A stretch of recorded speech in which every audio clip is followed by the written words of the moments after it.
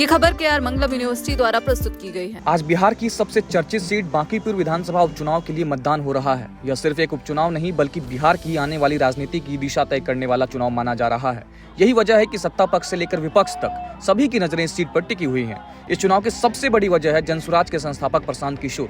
पिछले कुछ वर्षों से जनसुराज अभियान के जरिए बिहार के गांव-गांव तक पहुंचने वाले प्रशांत किशोर पहली बार अपनी राजनीतिक ताकत की असली परीक्षा दे रहे हैं। इसलिए बांकीपुर का यह चुनाव उनके लिए किसी करो या मरो की लड़ाई से कम नहीं माना जा रहा है। अगर प्रशांत किशोर यहां जीत दर्ज करते हैं तो यह सिर्फ एक विधानसभा सीट की जीत नहीं होगी, इससे उनकी राजनीतिक विश्वसनीयता और मजबूत होगी और बिहार में विपक्ष के नए चेहरे के रूप में उनकी दावेदारी भी मजबूत मानी जाएगी। इतना ही नहीं, राष्ट्रीय राजनीति में उनकी भूमिका को अलग नजरिए से देखा जा सकता है।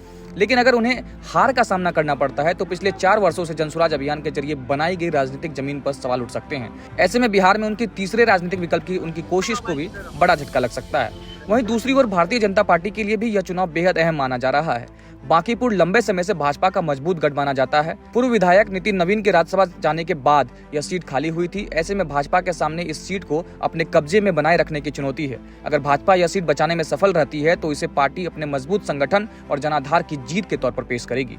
इस चुनाव का असर सिर्फ भाजपा और जनसुराज तक सीमित नहीं रहेगा। बिहार विधानसभा में नेता प्रतिपक्ष तेजस्वी यादव के लिए भी यह परिणाम काफी अहम माना जा रहा है। लालू प्रसाद यादव के बाद विपक्ष की सबसे बड़ी जिम्मेदारी तेजस्वी यादव के कंधों पर है। ऐसे में बांकीपुर का नतीजा यह संकेत देगा कि बिहार में विपक्ष की राजनीति की धुरी पहले की तरह राजद ही रहेगा या फिर प्रशांत किशोर भी एक मजबूत विकल्प बनकर उभरेंगे।